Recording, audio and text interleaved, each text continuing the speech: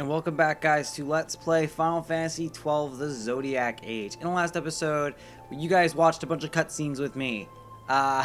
We met Al Cid from Rosaria. Lars has left our party after realizing that his father was murdered. And who murdered him? Who else than his freaking brother, Vayne Solidor. If you can't tell already, Vayne is not a good person. He's just not. He's not a good dude. He's a very bad guy, and I don't like him. Okay, I'm gonna stop praising him. I'm gonna stop praising this game. Here is something I will say. I love Vayne Solidor as a villain. I think he's a very good villain. I put him high up on the list of the best Final Fantasy villains. Nobody's going to ever top Kefka and Sephiroth. Those two are definitely the top two. Even though... Okay, the reason why Sephiroth is such a good villain, and why he gets high up, is because of just the aura about him. He's always there throughout the game. He's always got his, like, you know, and, like, there's so much build-up, and then you finally hear One-Winged Angel, and you're like, oh, fuck, yeah. Like, this guy is a fucking menace. We're not fucking with him, you know? Vayne has similarities to that. There's just no godly aura about him. With Sephiroth, there's like a mystery. With Vayne, this is just a bad fucking dude, and I want him gone. Like, he's just a bad fucking person. They make a few hints at this. It's never really confirmed, at least to my knowledge in the game. It might be, I don't know for sure. But Vayne, there's a scene with Lord Gramis, whatever. And he says this line: I would not like to see my sons face each other again, or something along those lines. War with each other again, again, whatever. Speaking like I'm a fucking stupid. Yeah, that's basically a direct reference to Vayne being the cause of his two brothers dying, his two older brothers. Why would he do this? Take a guess. Vayne's pretty predictable. He has an insane lust for power. And to the point he would go as far as to murder his own dad. Like, look, man. You do you, but I don't think that was the right choice. But, you know, we'll see how it works out for him. You know? It's not like he's got 6 people with all their own agendas of why they would want him not to succeed. Okay, let's change that to 5. I mean, I guess it can be 6. Okay? Because, look, Vaughn's got his reasoning. He hates the Empire for various reasons. Which are plainly obvious, especially now knowing that Vayne orchestrated his fucking brother's death. Like, yeah, I would hate the dude too. That would give me reasons why. Penelo, the war took her parents. Fair. Whatever. She's allowed to hate the Empire, and also she's tagged along with Vaughn. She probably knew Rex. Definitely knew Rex. So of course she would be hurting a bit from that too. Bosch. Do I need to even explain why Bosch would want them all to die? Balthier's got his reasonings that we're not going to get into yet. Fran, she's tagged along with Balthier. And Ash wants to restore her kingdom. All these characters have pretty decent motives as to why they would want to go through with this. And it is, like, and it definitely works, in my opinion. I like how everything is orchestrated and put together in this game. It gives the characters have a lot of purpose. That's basically what I was trying to say. The characters have a lot of purpose to want to accomplish the things that they want to accomplish. That's one reason why, and I will shit talk this game until the day I die. Final Fantasy 13, I bought Final Fantasy 13 last night, by the way. Let's see how that goes for me. God damn it, I'm going the wrong way. I have to be over on the other side. It's fine. It's fine. Okay. Vaughn, if you could just... Do do that really fast. Yeah, let Bosch handle this. Yeah. So if dude, he just started punching this dude. Alright, he's dead. Okay, equipped. Optimize. There you go. Apparently Ice Brand is just not helping us out right now, Vaughn. What was I gonna say? Yeah, Final Fantasy 13, if there's one good thing that that game did, it gave characters motive. And that is a big thing for me in games. If a character does not have a motive to do something, I don't want to play the damn game.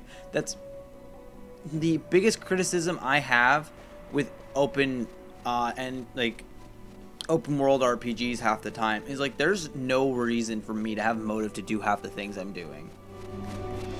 Like, I don't want to say it because I love this game, but Skyrim, I hate the lack of ambition that you really have in that game.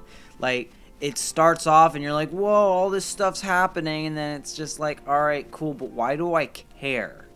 Why do I care that I'm the Dragonborn? Because it's some Nordic thing? Like, it's something that bothers me in writing, and I think that's why I liked Fallout 4, because Fallout 4 at least had a vision of to why you would want to go and live in this world. Same thing with Fallout 3. The Fallout's got much better stories than the Elder Scrolls. I'm not even gonna fucking front on that. The Elder Scrolls is cool because of lore. That's the only reason why Elder Scrolls is cool. I'll take it back. Morrowind, Morrowind's good. The story of Morrowind's pretty good. Oblivion's kind of cool too. Like, at least there's something with that. Skyrim just sucks. Can we just be real? Skyrim sucks. The story of Skyrim is ass, and the only reason why Skyrim sold so well is because, for one, they shoved it up people's asses, and two, dragons. I remember seeing promotions for Skyrim. I know I'm going on a Skyrim rant here during Final Fantasy 12, and I really should shut the fuck up.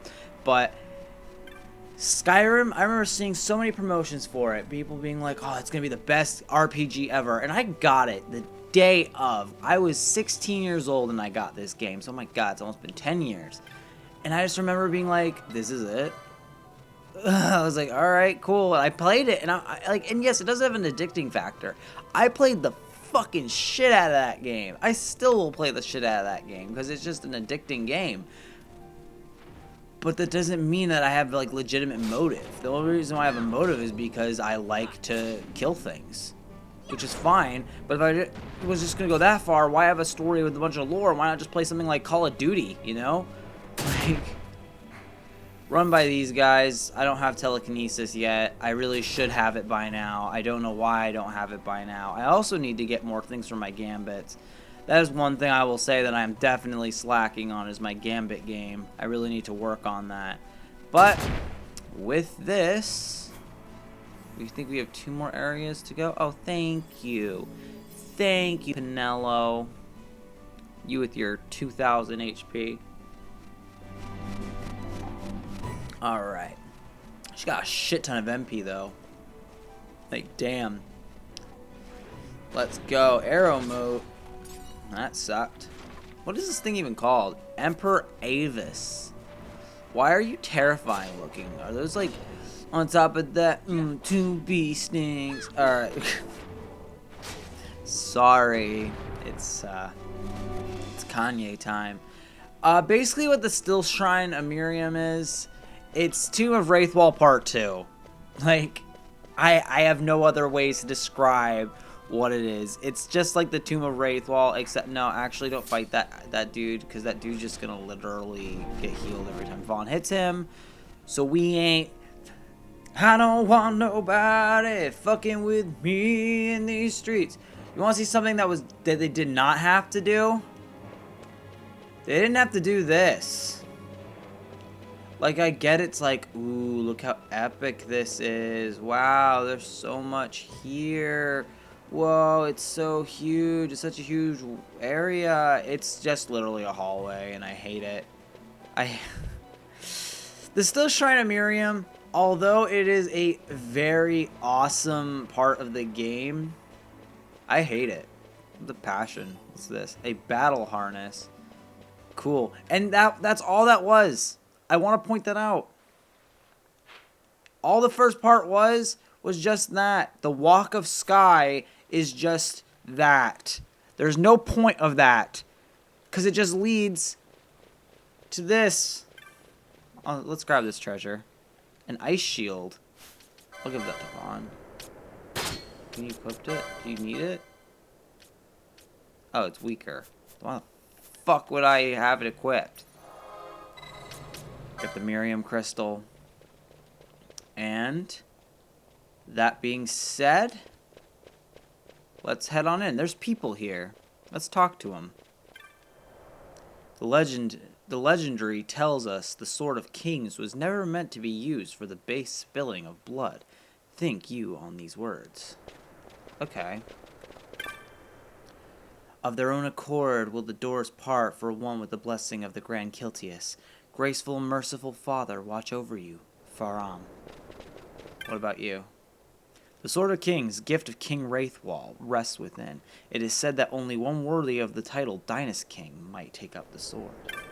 Oh, cool. It's like Vaughn picks it up. Whoa, I'm supposed to be king? I would shit myself.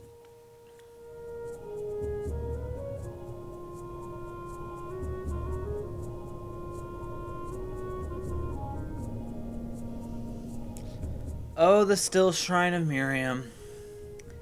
The hours I spent here confused. It's not that bad.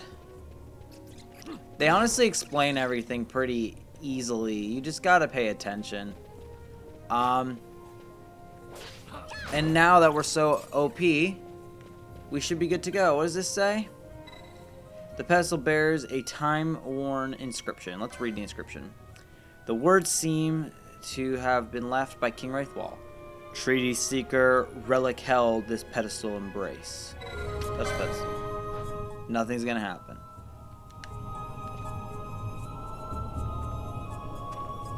Whoa! Let's kill him. Yes, I did that just to show you that that will happen. What you're supposed to do, if you need to know, if you have no idea or can't really figure it out, make sure that you have a little piece of equipment attached to your characters. I'm gonna give it to Bosch. Something that you might know as the Dawn Shard. Have the Dawn Shard equipped. Also, here you go, Vaughn. Sorry you had to take a beating because I was trying to show something of what not to do.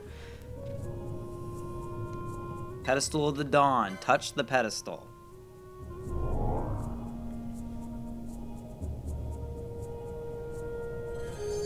The magics binding the ruins fade.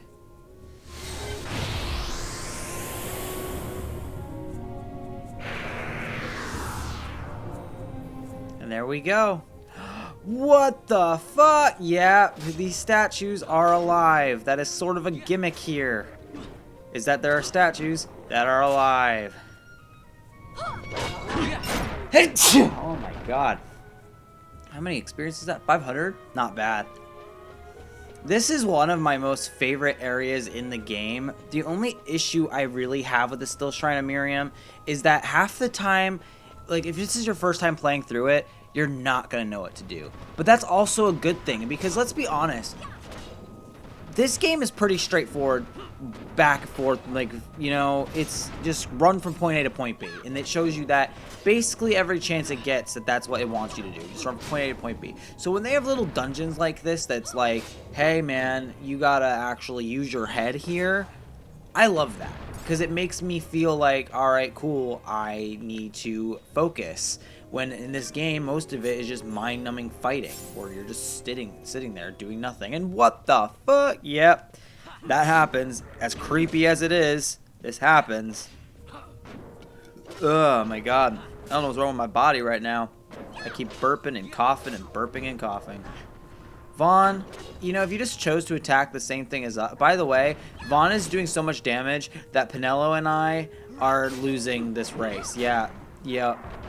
Vaughn killed his first. What the fuck? Okay. And I think right here's a good place to stop. So in the next episode, we're going to continue on with the Still Shrine of Miriam. Don't know if we'll finish it. I honestly doubt it. It's kind of long. So I'll catch you guys on the flip side in the next episode. I